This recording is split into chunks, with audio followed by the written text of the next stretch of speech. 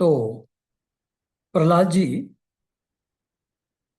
जनता का किस तरफ झुकाव है, क्या विचार हैं, ये जानने के लिए गुप्त रूप से अपने राज्य में विचरण कर रहे थे।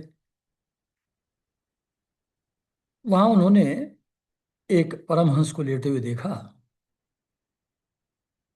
और देखा कि वो कोई कर्म नहीं करते हैं, फिर भी शरीर उनका हृष्टपुष्ट है, स्ट्रांग है। सब कुछ करने की योग्यता होते हुए भी वो कोई कर्म नहीं करते हैं और समभाव से ऐसी पृथ्वी पर पड़े हुए हैं। तो ऐसा देख करके प्रहलाद जी ने उनसे पूछा कि इसका क्या कारण है कि फिजिकली और मेंटली एब्सोल्युटली स्ट्रांग और अलर्ट होते हुए, इंटेलिजेंट होते हुए, सब लोगों को कर्म करते हुए देखते हुए भी आप कोई भी कर्म क्यों नहीं करते, ऐसे ही क्यों पड़े हुए हैं? इस बारे में अगर कुछ हमारे जानने लायक हो तो कृपा करके हमको बताइए। जब प्रहलाद जी ने ऐसा अनुरोध किया तो नारद जी कहते हैं, युधिष्ठिर जी को बता रहे हैं, तो दत्तात्रेय जी बड़े प्रसन्न हुए प्रहलाद जी की अमृतमयी वाणी सुन करके और मुस्कुराते हुए बोले। तो वो दत्तात्रेय जी कहते हैं, दैत्यराज, मतलब वो भी देखते ही पहचान गए कि कौन आदमी है ये ना। दैत्यराज, सभी श्रेष्ठ पुरुष तुम्हारा सम्मान करते हैं। ऐसे भक्ति में आप ऑलरेडी इतनी गहराई में गए हुए हैं, पूर्ण समर्पण का भाव है, तो सभी श्रेष्ठ पुरुष तुम्हारा सम्मान करते हैं।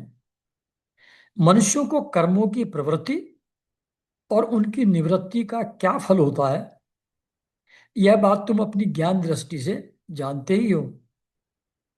तो यू नो इट कि अगर कर्मों में प्रवृत्त हुआ जाए, इन्वॉल्व हुआ जाए, इंडल्ज करें कर्मों में, तो उसका क्या फल मिलता है। और अगर सब कुछ से निवृत्त होकर के रहें तो क्या फल होता है, ये आप स्वयं जानते हैं अपनी ज्ञान दृष्टि से। और तुम्हारी अनन्य भक्ति तो ऐसी है कि भगवान नारायण हमेशा तुम्हारे हृदय में विराजमान रहते हैं, और जैसे सूर्य अंधकार को नष्ट कर देते हैं वैसे ही वे तुम्हारे अज्ञान को नष्ट करते रहते हैं। तो तुमको सब पता है। तो भी प्रहलाद, मैंने जैसा कुछ जाना है उसके अनुसार मैं तुम्हारे प्रश्नों का उत्तर देता हूं, क्योंकि आत्मशुद्धि के अभिलाषियों को तुम्हारा सम्मान अवश्य करना चाहिए।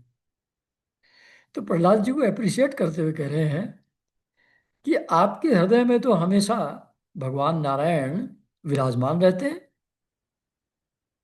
आपके अंदर अज्ञान का प्रश्न ही नहीं उठता, आप ज्ञानी हैं।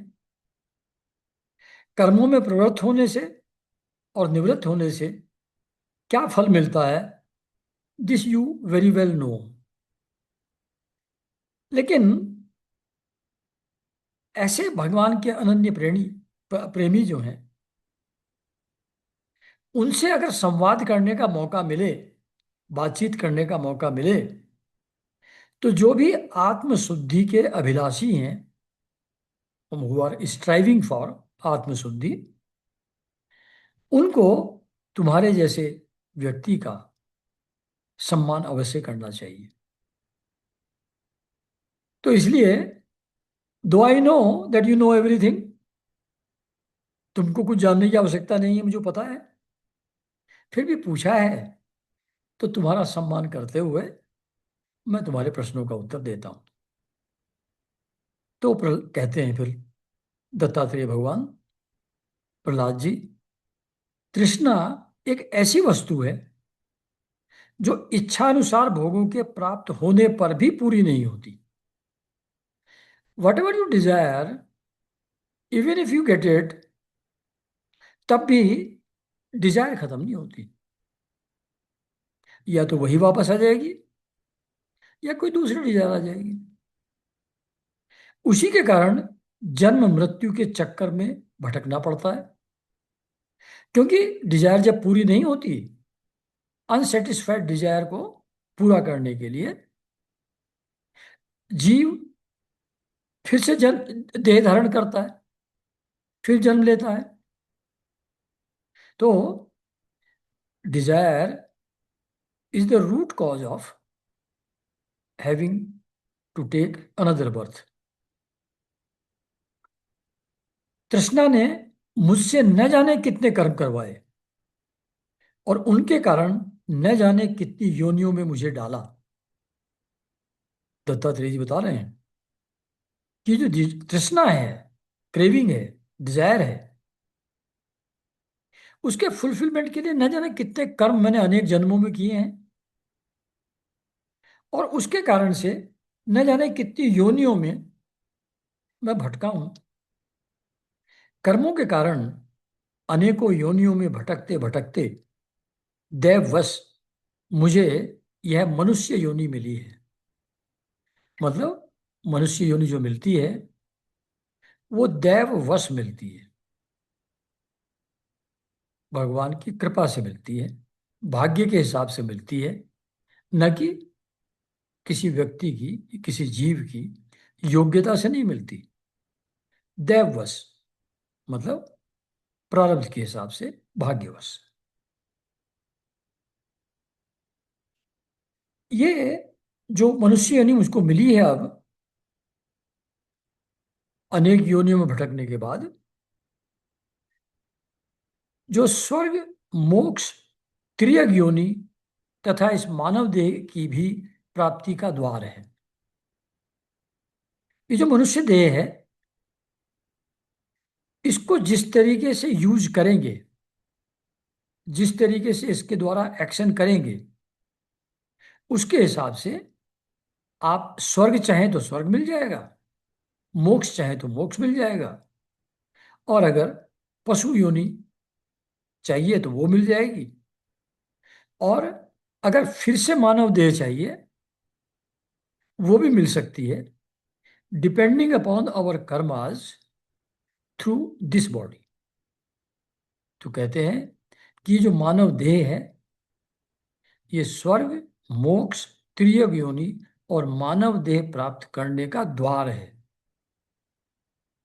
इसमें पुण्य करें, कर्म करें तो स्वर्ग, पाप करें तो पशु पक्षी आदि की योनि, और निवृत्त हो जाएं तो मोक्ष।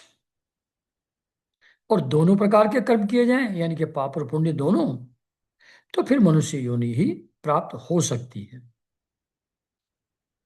परंतु मैं देखता हूं कि संसार के स्त्री पुरुष कर्म तो करते हैं सुख की प्राप्ति और दुख की निवृत्ति के लिए, किंतु उसका फल उल्टा ही होता है। वे और भी दुख में पड़ जाते हैं। इसलिए मैं कर्मों से उपरत हो गया हूं।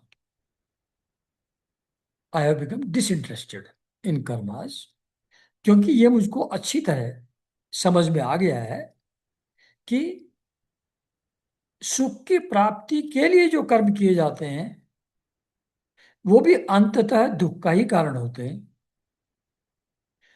और दुख की निवृत्ति के लिए जो किए जाते हैं उनसे भी दुख निवृत्त होता नहीं। इन कर्मों का डिजायर्ड रिजल्ट आता नहीं, उल्टा ही आता है, और वो और भी गहन दुख पे पड़ जाते हैं। इस बात को समझ करके मैं कर्मों से उपरत हो गया हूं।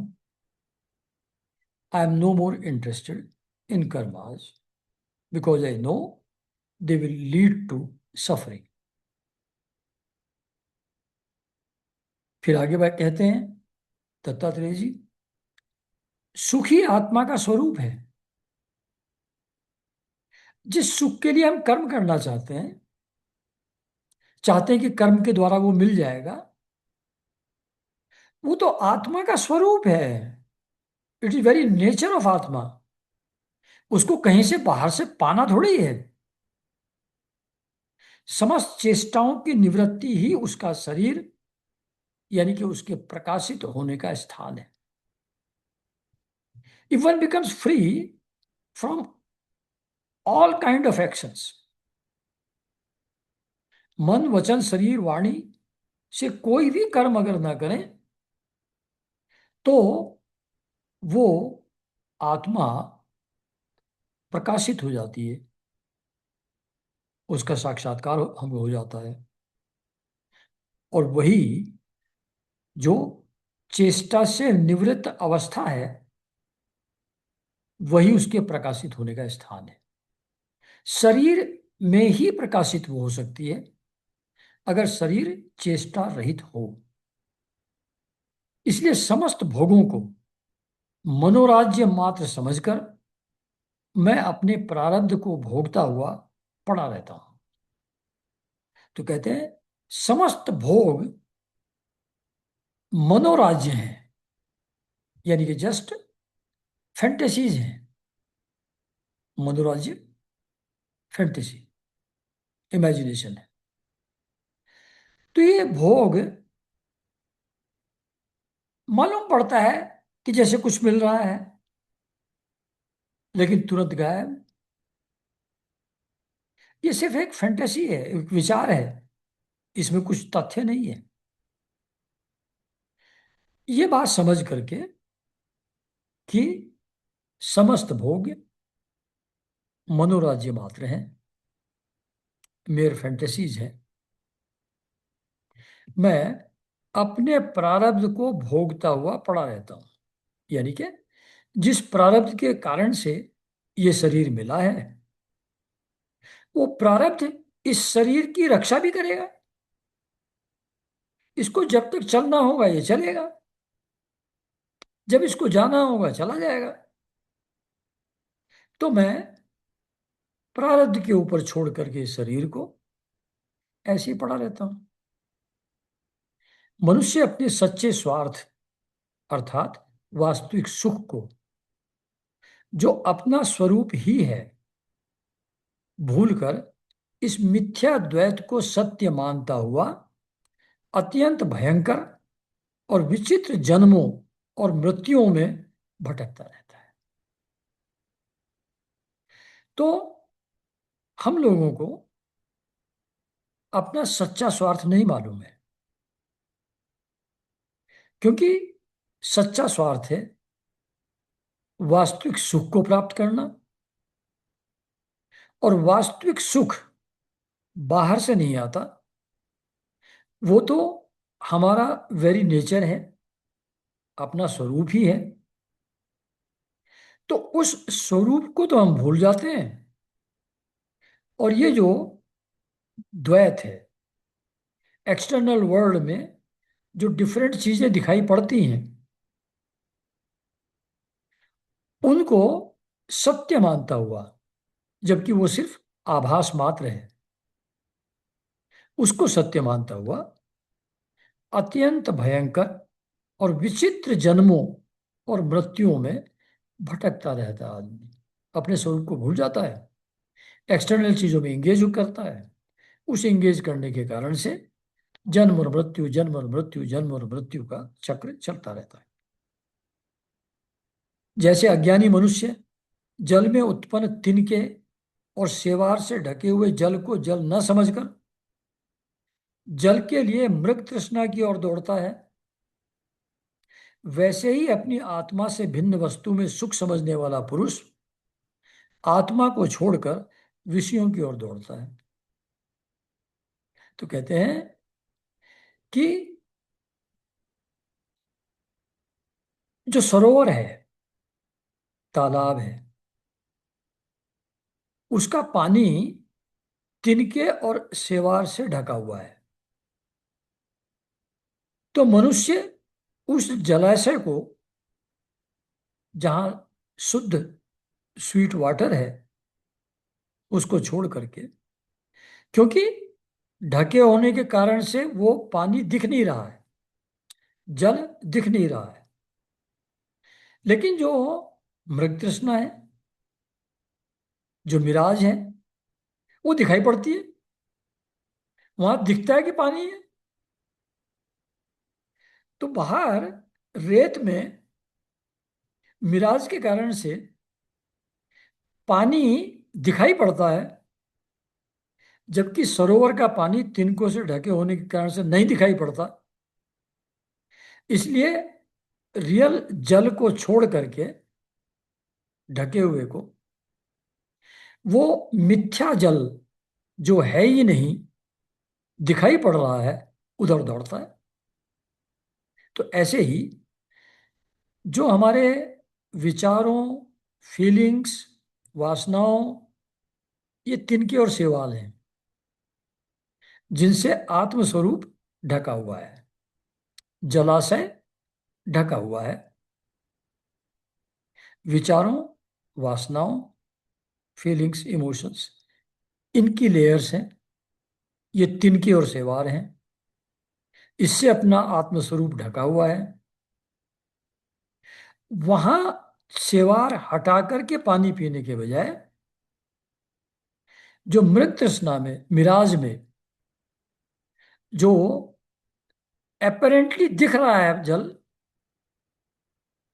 वो बाहरी विषय हैं, वहां जल है नहीं, वहां सुख है नहीं, लेकिन ऐसा मालूम पड़ता कि है, इसलिए उधर दौड़ पड़ता है।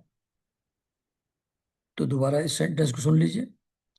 जैसे अज्ञानी मनुष्य जल में उत्पन्न तिनके और शैवाल से ढके हुए जल को जल न समझकर जल के लिए मृग तृष्णा की ओर दौड़ता है, वैसे ही अपनी आत्मा से भिन्न वस्तु में सुख समझने वाला पुरुष आत्मा को छोड़कर विषयों की ओर दौड़ता है। प्रहलाद जी, शरीर आदि तो प्रारब्ध के अधीन है। उनके द्वारा जो अपने लिए सुख पाना और दुख मिटाना चाहता है, वह कभी अपने कार्य में सफल नहीं हो सकता। उसके बार बार किए हुए सारे कर्म व्यर्थ हो जाते हैं। कहते हैं कि ये जो शरीर है, ये तो प्रारब्ध के अधीन है। इसको जो सुख और दुख मिलना है, वो तो प्रारब्ध के अनुसार मिलना है।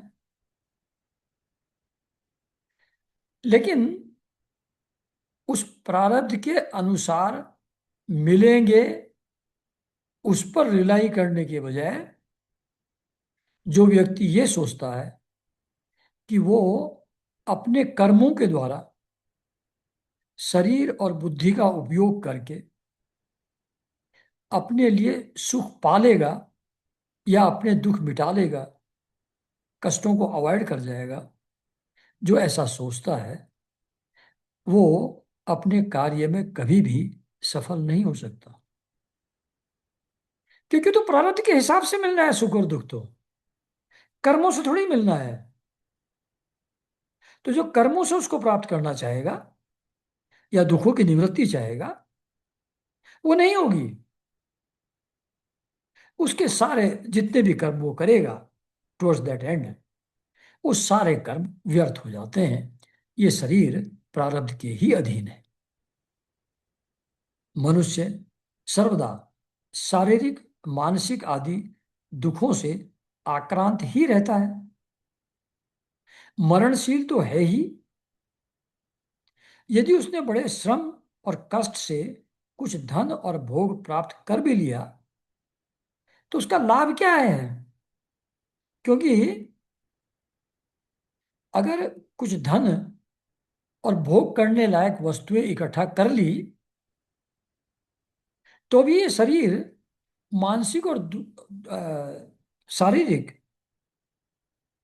दुखों से आक्रांत तो रहेगा ही। इसका नेचर ही वही है। तो ये इकट्ठा कर भी लिया तो फायदा क्या है, लाभ क्या है? लोभी और इंद्रियों के वश में रहने वाले धनियों का दुख तो मैं देखता ही रहता हूं। भय के मारे उन्हें नींद नहीं आती, सब पर उनका संदेह बना रहता है। जो भी धनाढ़ है, धनाढ़ी के अलावा जो बहुत पावरफुल लोग भी हैं, जैसे किसी कंट्री के डिक्टेटर हैं, तानाशाह हैं, राजा हैं, कोई आदमी, उसको सबके ऊपर डाउट रहता है कि कोई मुझको मार तो नहीं डालेगा। हमेशा भय रहता है।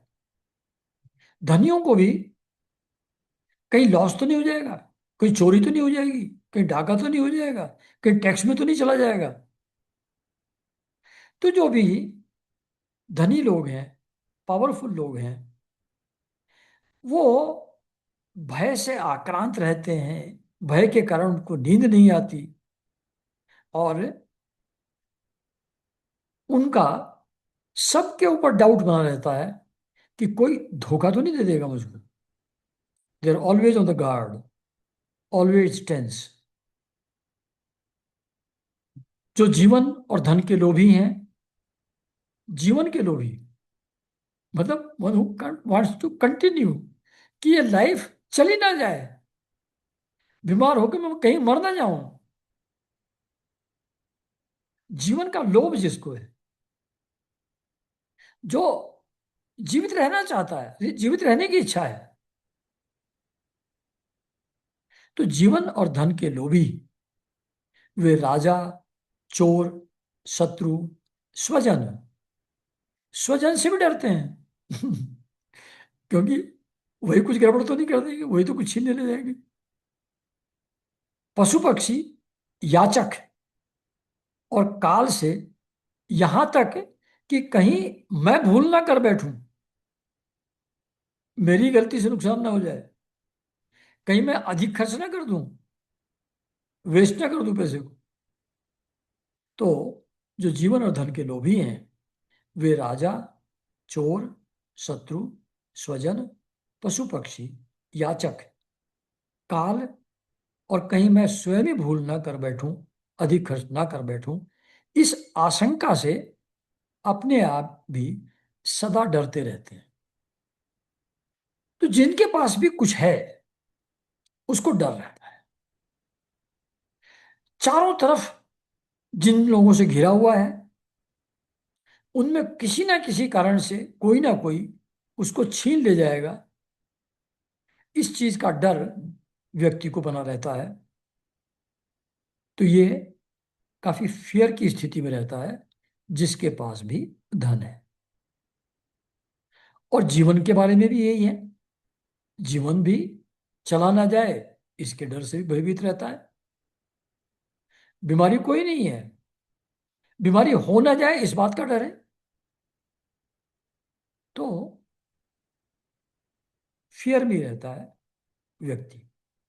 इसलिए बुद्धिमान पुरुष को चाहिए कि जिसके कारण शोक, मोह, भय, क्रोध, राग, कायरता और श्रम आदि का शिकार होना पड़ता है, उस धन और जीवन की स्पृहा का त्याग कर दे।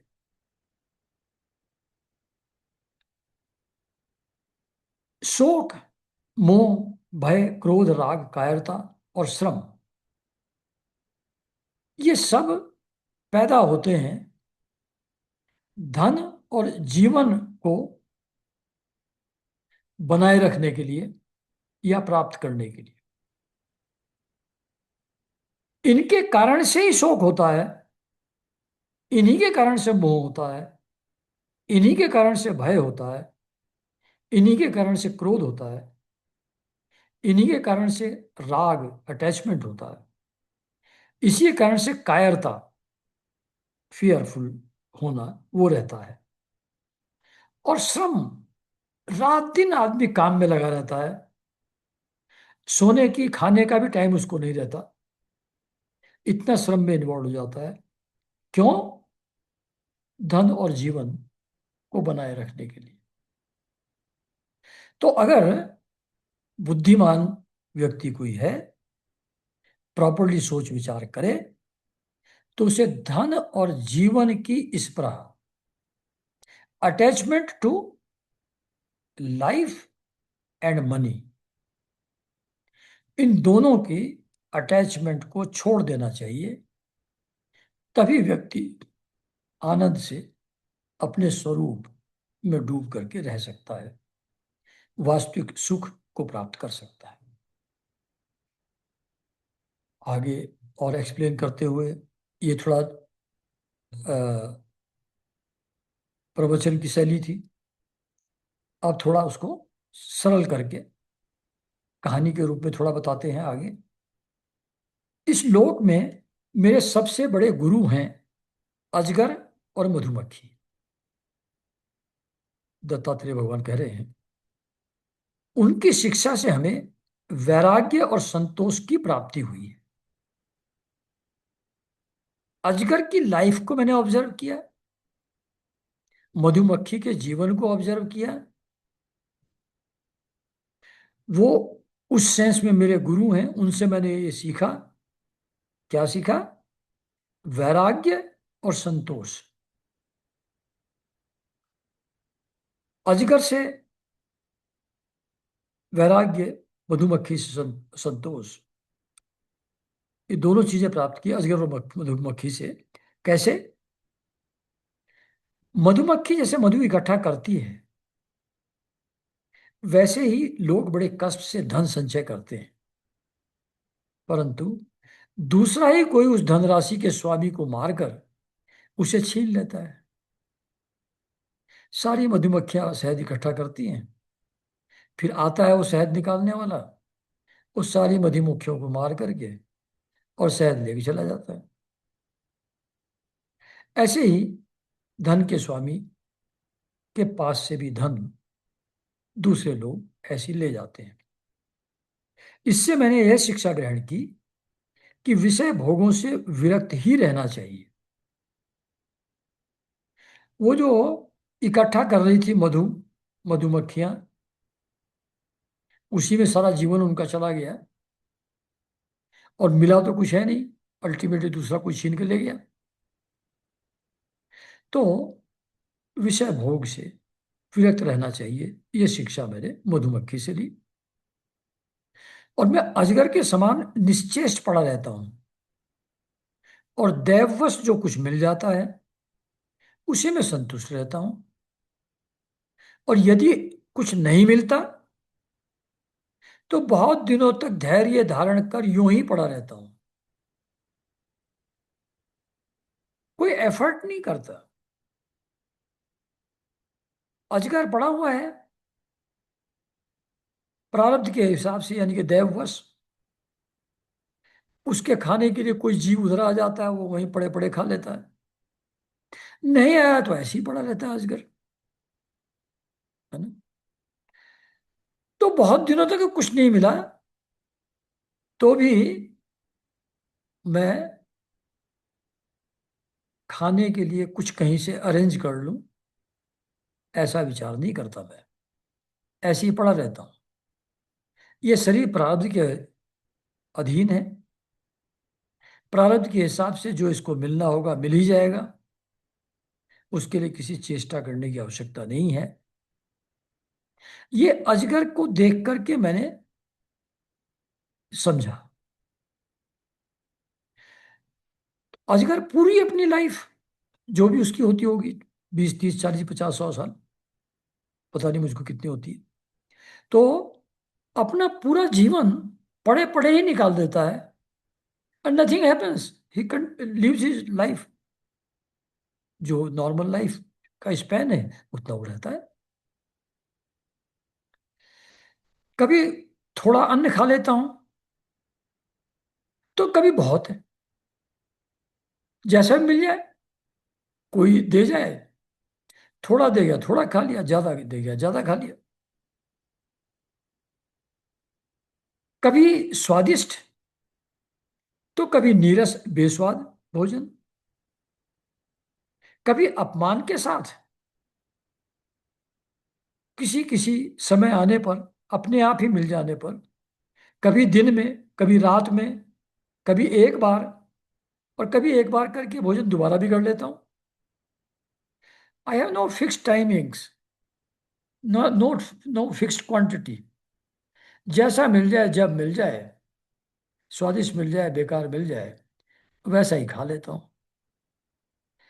और चाहे वो गुणों से युक्त हो भोजन, यानी क्या, न्यूट्रिशनल वैल्यू उसमें हो, और चाहे वो, कहाँ गया, हाँ, तो कभी गुणयुक्त और कभी सर्वथा गुणहीन, कभी न्यूट्रिशस कभी बिल्कुल नॉन न्यूट्रिशस, जब खा लेता हूं, और कभी अपमान के साथ मिलता है कोई, गाली गलौज करके, या पड़ा है साला, ले खा, ऐसे कह कोई खिला के चला गया। कोई बहुत प्रेम से आया, रेस्पेक्ट करके दंडवत प्रणाम किया, वैसे खाना किसी ने खिलाया तो वैसे भी खा लेता हूँ। कभी दोबारा कोई ये लेकर के आ गया तुरंत ही, एक बार मैं खा चुका हूँ खाना, तो मैं फिर दोबारा खा लेता हूँ। कोई समय नहीं है, कभी सुबह खा लेता हूँ, कभी दोपहर में, कभी रात में, जब चाहे तब मैं खा लेता हूँ। मैं अपने प्रारब्ध के भोग में ही संतुष्ट रहता हूँ। प्रारब्ध के हिसाब से जैसा है वैसा। इसलिए मुझे रेशमी या सूती, मृगचर्म या चीर, वलकल या और कुछ, जैसा भी वस्त्र मिल जाता है वैसा ही पहन लेता हूँ। कभी मैं पृथ्वी पर, कभी घास पर, घास और पत्तों पर, कभी पत्थर पर, कभी राख के ढेर पर ही पड़ा रहता हूँ, तो कभी दूसरों की इच्छा से महलों में पलंगों और गद्दों पर भी सो लेता हूँ। दैत्यराज, कभी नहा धोकर, शरीर में चंदन लगाकर, सुंदर वस्त्र, फूलों के हार और गहने पहन, रथ, हाथी और घोड़े पर चढ़कर चलता हूं, तो कभी पिशाच के समान बिल्कुल नंग धड़ंग विचरता हूं। मनुष्य के स्वभाव भिन्न भिन्न होते ही हैं, अतः न तो मैं किसी की निंदा करता हूं और न स्तुति ही। मैं केवल इनका परम कल्याण और परमात्मा से एकता चाहता हूं। ये जो श्लोक है, ये बहुत इंपॉर्टेंट, बहुत पावरफुल श्लोक है, समझने लायक है, बहुत ध्यान देने लायक है। मनुष्यों के स्वभाव भिन्न भिन्न होते ही हैं। जैसे हर पशु पक्षी का स्वभाव बिल्कुल अलग है। शेर, गाय, बाज, मछली, स्कॉर्पियो, है ना, तोता, तो इनके सबके स्वभाव बिल्कुल अलग अलग हैं। घोड़ा, गधा, सबके स्वभाव अलग अलग हैं। हम लोग कंफ्यूज कर जाते हैं, आदमी के शेप को देख करके सोचते हैं सभी आदमी ही तो हैं। वो अपेरेंटली आदमी सब दिखते हैं, लेकिन उनका स्वभाव उतना अलग अलग है जितना शेर, गाय, कुत्ते, गीदड़, स्कॉर्पियो, सांप, घोड़ा, जितना उनका अलग अलग स्वभाव है, उतना ही अलग अलग स्वभाव व्यक्तियों का है। उनका जो कंडक्ट है वो स्वभाव से प्रेरित है। They cannot do other than that. स्वभाव के विपरीत कभी कोई आदमी कुछ भी कर नहीं सकता। जब हर आदमी बाउंड है to act according to his स्वभाव, देन उसको हम अच्छा और बुरा कैटेगराइज कैसे कर सकते हैं? उसकी अच्छाई और बुराई है कहाँ? वो तो डिफरेंट है। अच्छा और बुरा वो तो हमारा वो है, इंटरप्रिटेशन है। सब अपने अपने स्वभाव के हिसाब से एक्ट कर रहे हैं। कोई दान कर रहा है, वो भी स्वभाव के हिसाब से कर रहा है। कोई चोरी डकैती या रेप कर रहा है, वो भी स्वभाव के हिसाब से कर रहा है। तो ना तो दान करने वाले की कोई विशेषता है, ना कोई बहुत बड़े साइंटिस्ट ने कोई खोज कर ली, ना उसकी कोई विशेषता है, और न किसी मूर्ख या क्रिमिनल की कोई गलती है। क्योंकि ये तो प्रारब्ध के हिसाब से सबके स्वभाव भिन्न भिन्न हैं। इसलिए जिसको नॉर्मली अच्छा कृत्य माना जाता है, अच्छा व्यक्ति माना जाता है, ना तो मैं उसकी स्तुति करता, क्योंकि उसमें उसको कोई विशेषता है ही नहीं, वो तो स्वभाव के अनुसार आचरण कर रहा है। ऐसे ही जो निगेटिव माना जाता है, जिसको समाज में एक्शन को, उसकी निंदा भी मैं नहीं करता, क्योंकि वो उसमें भी उसका कुछ नहीं है, वो भी स्वभाव के हिसाब से हो रहा है। अब पहले जैसे हम लोगों ने पढ़ा था, जो पार्वती जी को वो बता रहे थे, क्या नाम था उनका, चलिए जो भी, कि माया शक्ति के कार्य पाप और पुण्य ही जीव के सुख दुख, मोक्ष, बंधन, जन्म मृत्यु, आवागमन के कारण होते हैं। पाप और पुण्य माया शक्ति के कार्य हैं, तीनों गुणों के कार्य हैं, जीव का उससे संबंध नहीं है। उस बात को यहां देखिए दूसरे तरीके से कह रहे हैं कि मनुष्य के स्वभाव भिन्न भिन्न होते हैं, तो स्वभाव है, उसमें न जिसको हम अच्छा स्वभाव मानते हैं न उसकी स्तुति करने की आवश्यकता है, और जिसको हम गलत समझते हैं न उसकी निंदा करने की आवश्यकता है, क्योंकि सभी लोग अपने अपने स्वभाव के हिसाब से कार्यरत हैं। हम भी अपने स्वभाव के हिसाब से ही एक्ट करते हैं, उसके विपरीत तो नहीं कर सकते। तो मनुष्य के स्वभाव भिन्न भिन्न होते ही हैं, अतः न तो मैं किसी की निंदा करता हूं और न स्तुति ही। फिर मैं क्या करता हूं, मैं केवल उनके परम कल्याण और परमात्मा से एकता चाहता हूं, परम कल्याण हो जाए, परमात्मा से वो एक हो जाए। सभी प्रकार के व्यक्ति जिनके स्वभाव भिन्न भिन्न हैं, सर्वे भवन्तु सुखिनः सर्वे सन्तु निरामया सर्वे भद्राणि पश्यन्तु माँ कश्चित् दुर्भाग् भवेत्। सबका परम कल्याण चाहता हूं, सबकी परमात्मा से एकता चाहता हूं। This is all I think. फिर आगे कहते हैं दत्तात्रेय भगवान, सत्य का अनुसंधान करने वाले मनुष्य को चाहिए कि जो नाना प्रकार के पदार्थ और उनके भेद विभेद मालूम पड़ रहे हैं, उनको चित्त वृत्ति में हवन कर दे।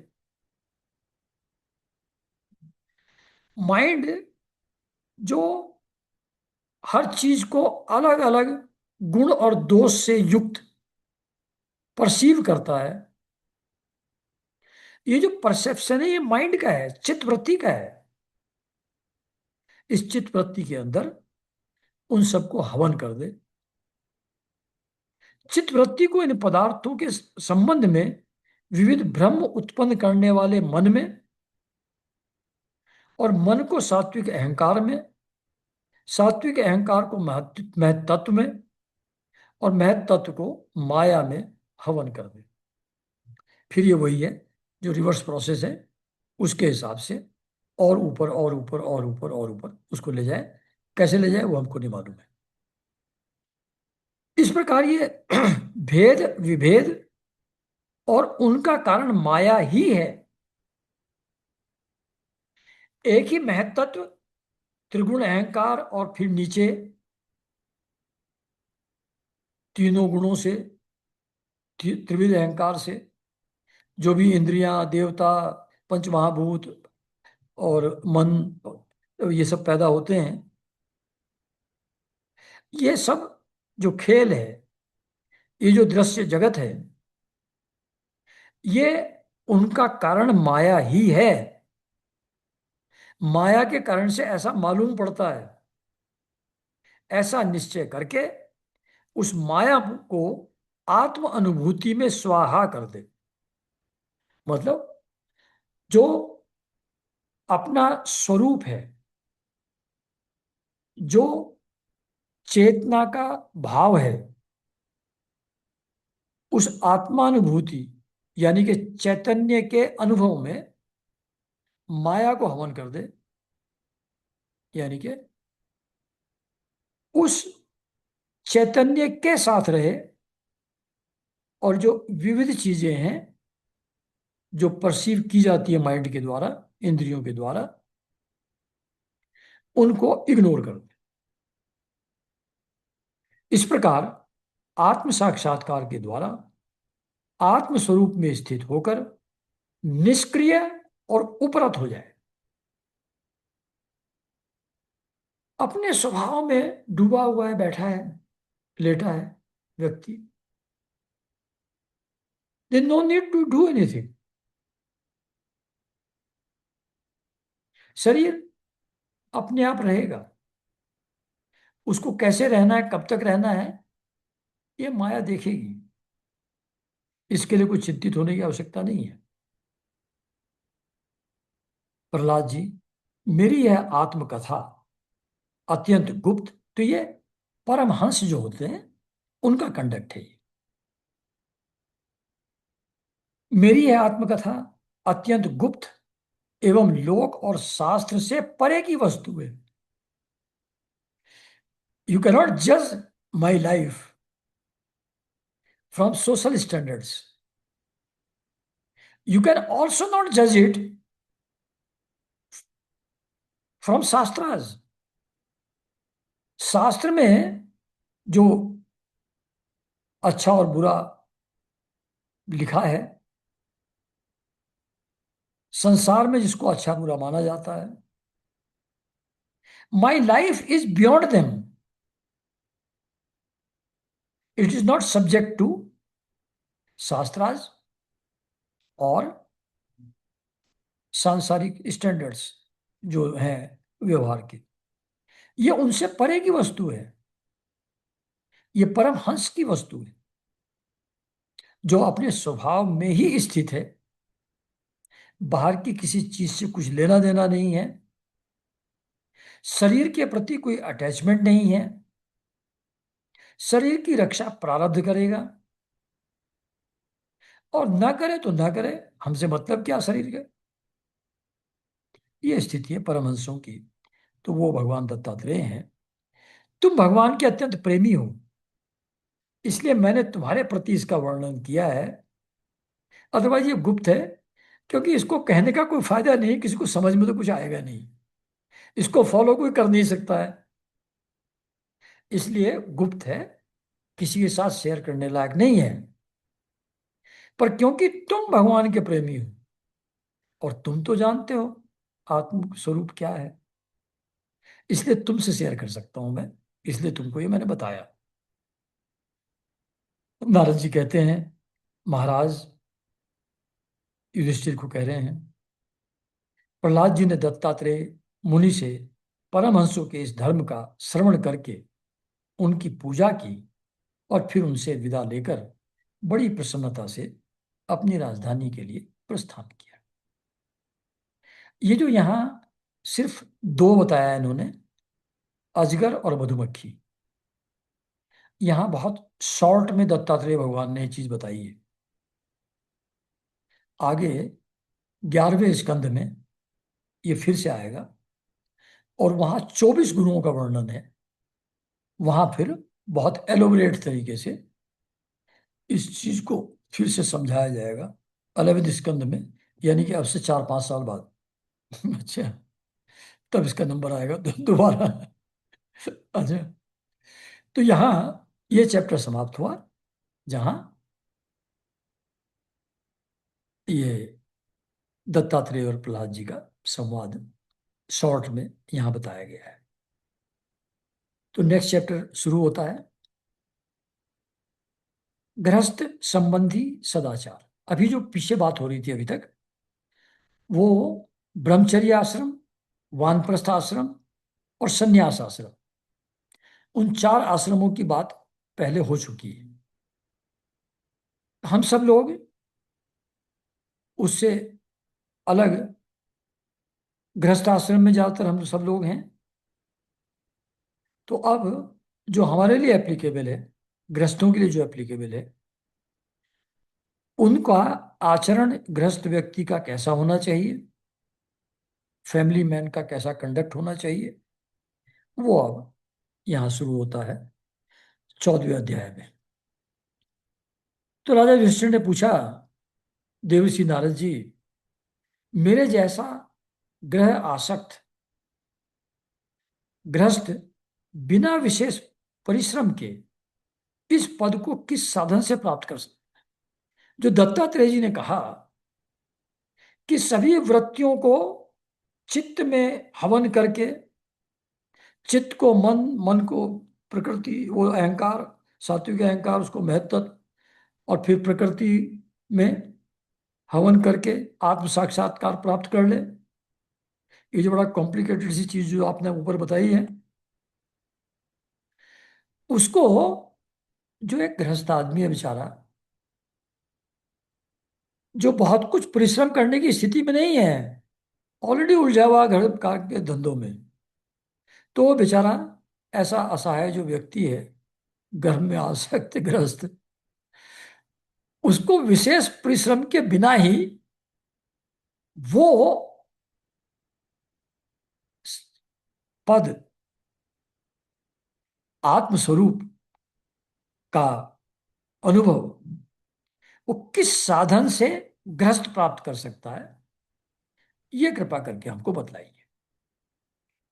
तो नारद जी कहते हैं कि युधिष्ठिर, मनुष्य गृहस्थ आश्रम में रहे और गृहस्थ धर्म के अनुसार सब काम करे, परंतु उन्हें भगवान के प्रति समर्पित कर दे और बड़े बड़े संत महात्माओं की सेवा भी करे। ये बहुत शॉर्ट में गृहस्थी को क्या करना चाहिए बताया है। गृहस्थ धर्म के अनुसार जो कार्य हैं उनको सबको करे, मतलब आजीविका का प्रबंध करना है, बच्चों के शादी ब्याह करने हैं, जो भी कर्म करे उन्हें भगवान के प्रति समर्पित कर दे, यानी कि भगवत स्मरण करते हुए, और ये भगवान की प्रेरणा से, भगवान की दी हुई शक्ति से, उसी से हो पा रहे हैं। मेरे अंदर कोई ऐसी विशेषता नहीं जो मैं कर लूं इनको, ये भगवत प्रेरणा और भगवान के द्वारा दी हुई जो स्किल सेट है उसके हिसाब से हो रहे हैं, ये सब भगवान के ही हैं, ऐसा समझ करके अगर एक्शन किया जाए तो भगवान को समर्पित हो जाता है वो एक्शन। भगवान को स्मरण स्मरण करते हुए अगर करेंगे तो एक तो भगवान का स्मरण करते हुए, भगवान को कर्म समर्पित करते हुए गृहस्थ आश्रम से संबंधी सभी कर्मों को करे, एक ये, और दूसरा बड़े बड़े संत महात्माओं की सेवा करे। ये दो काम करेगा तो उसको आत्म साक्षात्कार हो जाएगा। अवकाश के अनुसार विरक्त पुरुषों में निवास करे और बार बार श्रद्धा पूर्वक भगवान के अवतारों की लीला सुधा का पान करता रहे। अवकाश के अनुसार जितना समय मिले तो विरक्त पुरुषों में निवास करे, साधु संतों के साथ रहे कुछ समय, जितना टाइम निकाल पाए, और भगवान की लीला कथा का बार बार श्रद्धा पूर्वक श्रवण करे। ये नेक्स्ट चीज बताइए। जैसे स्वप्न टूट जाने पर मनुष्य स्वप्न से संबंधियों से आसक्त नहीं रहता, वैसे ही ज्यो ज्यो सत्संग के द्वारा बुद्धि शुद्ध हो, त्यों त्यों त्यों शरीर, स्त्री, पुत्र, धन आदि की आसक्ति स्वयं छोड़ता चले, क्योंकि एक न एक दिन ये छूटने वाले ही हैं। कहते हैं कि स्वप्न में जो चीजें बिल्कुल रियल लगती हैं, जो संबंधी स्वप्न में दिखते हैं, स्वप्न छूट जाता है तो उनमें कोई आसक्ति नहीं रह जाती। सोचता है कि हाँ स्वप्न था, खत्म हुआ। आसक्ति स्वप्न के कैरेक्टर्स के साथ नहीं रहती। अटैचमेंट स्वप्न के कैरेक्टर्स के साथ नहीं रहता। इसी तरीके से सत्संग के द्वारा, विरक्त पुरुषों के सत्संग के द्वारा धीरे धीरे बुद्धि शुद्ध होती जाती है। जैसी बुद्धि शुद्ध होती जाए सत्संग से, संतों के संग से, वैसे वैसे शरीर, स्त्री, पुत्र, धन आदि में आसक्ति स्वयं छोड़ता चले। क्योंकि नहीं भी छोड़ेगा तो एक ना एक दिन तो छूट ही जाएगी। जैसे ये शरीर छूटेगा वैसे ही सब कुछ छूट ही जाना है। इस चीज को समझ करके ये छूटने वाले ही हैं। स्वप्न में जैसे जगने पे छूट जाता है सब कुछ, ऐसे ही जैसे ये शरीर छूटेगा ये सारे छूट ही जाने वाले हैं। ऐसा समझ करके आसक्ति को, इन चीजों में आसक्त न रहे, इन सब के साथ रहे लेकिन आसक्त न रहे, अटैच न रहे। हैं तो हैं, ना हो तो ना है, कोई फर्क नहीं पड़ता। ऐसा भाव रहे। ये सत्संग के द्वारा जब बुद्धि शुद्ध होगी तब इस आसक्ति को कम करने की योग्यता मिलेगी। सत्संग से योग्यता तो आ जाती है लेकिन कॉन्शसली अटैच्ड नहीं रहना है, ये विचार भी बैकग्राउंड में रहना चाहिए। आसक्ति को जानबूझ करके कॉन्शसली ये अपने आप को कह करके ये छूटने वाले ही हैं तो इनसे क्या अटैचमेंट, क्या मोह, ऐसा विचार भी करे, उसके द्वारा आसक्ति को छोड़े तो they will complement each other. जो संतों का संग इस चीज के लिए इनेबल करेगा। बुद्धिमान पुरुष को आवश्यकता के अनुसार ये घर और शरीर की सेवा करनी चाहिए, अधिक नहीं। मतलब आजीविका के लिए जो एफर्ट करना है, घर और गृहस्थी के दूसरे लोगों को मेंटेन करने के लिए जो धन चाहिए, वो बेयर मिनिमम जितने से काम चल जाए। शरीर को मेंटेन करने के लिए भी मिनिमम जितने से काम चल जाए उतना ही काम करना चाहिए, अधिक नहीं। भीतर से विरक्त रहे और बाहर से रागी के समान लोगों में साधारण मनुष्य जैसा व्यवहार करे। एक्सटर्नल कंडक्ट जैसा सबका है वैसा ही रखे।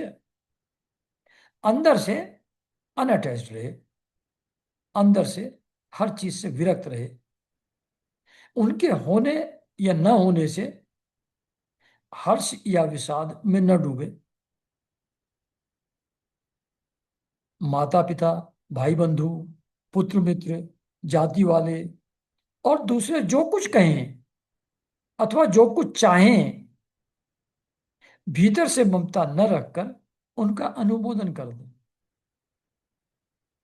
जैसा बीवी बच्चे, भाई बंधु, समाज के लोग जैसा चाहें, टू द एक्सटेंट पॉसिबल, जो अपनी कैपेसिटी के अंदर हो उसको अनुमोदन करके उसको वैसा कर दे। लेकिन अंदर से ममता न रखकर, उनसे अटैच न रहे। दूसरों के हिसाब से करने में कोई प्रॉब्लम नहीं है, ऐसा कह रहे। माता पिता, भाई बंधु, पुत्र मित्र, जाति वाले और दूसरे जो कुछ कहें अथवा जो कुछ चाहें, भीतर से ममता न रखकर उनका अनुमोदन कर दे। यानी कि अननेसेसरली कंफ्लिक्ट में आने की जरूरत नहीं है। सबको हर चीज के लिए ना ना कहने की जरूरत नहीं है।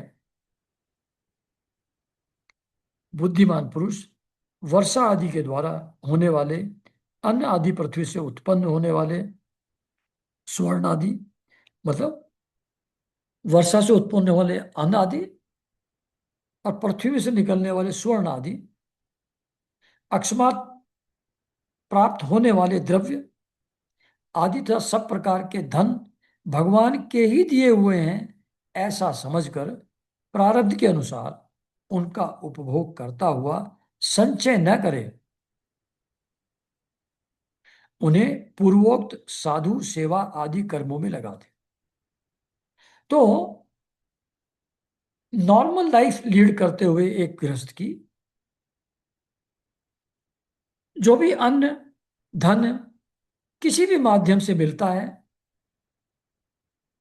उसको ये समझे कि ये भगवान का दिया हुआ ही है, ये मेरे एफर्ट से नहीं आया है, भगवान ने दिया है। ऐसा समझकर प्रारब्ध के हिसाब से उनका उपभोग कर ले, संचय न करे, एक्यूमुलेट न करे, और जो एक्स्ट्रा है अपने कंजम्पशन के बियॉन्ड, उसको साधु सेवा में लगा दे। मनुष्य का अधिकार केवल उतने ही धन पर है जितने से उसकी भूख मिट जाए। महात्मा गांधी भी कहते थे कि जो अपनी आवश्यकता से ज्यादा रखता है अपने पास, वो चोर है। ऐसे शास्त्रों में और जगह भी कहीं लिखा है जो गांधी जी ने कहा वो। तो मनुष्य का अधिकार केवल उतने ही धन पर है जितने से उसकी भूख मिट जाए। जैसे ह्यूमन बीइंग के अलावा जितने दूसरे जीव हैं, 84 लाख योनियां हैं, उसमें सबको इकट्ठा थोड़ी करता है। एक हिरन मार लिया शेर ने, 2-3 दिन में खा लिया, इकट्ठा थोड़ी करता है। फिर दोबारा भूख लगेगी, दोबारा खा ले, उतना ही रखता है जितने से भूख मिट जाए। उसके बियॉन्ड रखना नहीं चाहिए गृहस्थ आदमी को। इससे अधिक संपत्ति को जो अपनी मानता है वह चोर है, उसे दंड मिलना चाहिए। मतलब अपनी आजीविका चलाने के लिए जितना मिनिमम रिक्वायर्ड है, उसके बियॉन्ड अगर रखते हैं तो वो चोर है, उसको दंड मिलना चाहिए। अच्छा? हरिन, ऊंट, गधा, बंदर, चूहा, सरीसृप, पक्षी और मक्खी आदि को अपने पुत्र के समान ही समझे। सभी जीव उसी परमात्मा के रूप हैं, उन सब रूपों में वही परमात्मा है। तो इनमें और अपने पुत्रों में अंतर ही कितना है। वो भी पंचमहाभूत से बने हुए, वो भी पंचमहाभूत से बने हुए हैं। उनमें भी सर्वव्यापी आत्मा विद्यमान है, इसमें भी अपने पुत्र में भी विद्यमान है। चेतना के हिसाब से भी एक कॉमन चेतना है सब में, और पंचमहाभूत के हिसाब से भी एक ही पंचमहाभूत से सब बने हैं।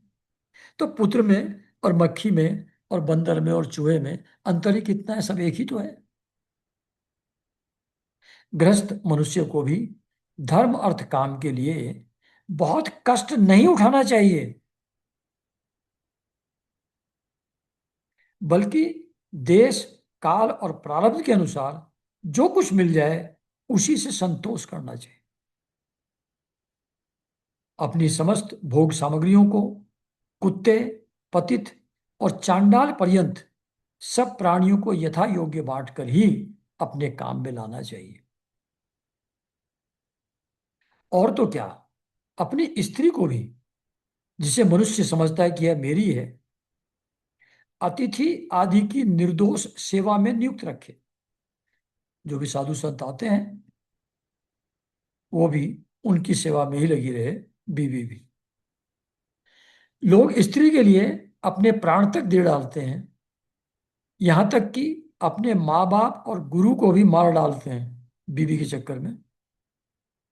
उस स्त्री पर से जिसने ममता हटा ली, उसने स्वयं नित्य विजयी भगवान पर भी विजय प्राप्त कर ली। स्त्री के प्रति भी मोह न हो, उसको भी साधु सेवा में नियुक्त रखे। उससे भी ममता हटा ले, जैसे सब चीजें जाएंगी स्त्री भी वैसी ही जाएगी, या तो वो चली जाएगी या शरीर चला जाएगा, तो अपने आप ही अलग हो जाएगी। तो अगर ममता स्त्री के ऊपर से हटा लिया, जो कि मोस्ट क्लोज है,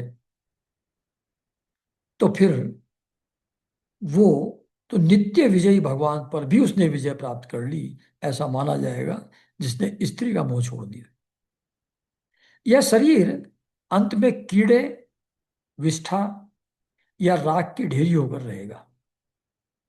जमीन में गाड़ दो तो कीड़े खा लेंगे, बाहर छोड़ दिया तो कुत्ते सियार खा लेंगे उसको, तो उसकी पोटी बन जाएगा ये शरीर, विष्ठा बन जाएगा। और अगर आग लगा दी तो राख बन जाएगा।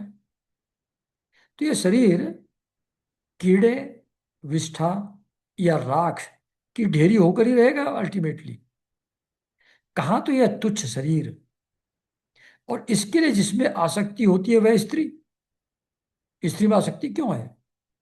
इस शरीर के लिए। और ये शरीर क्या है?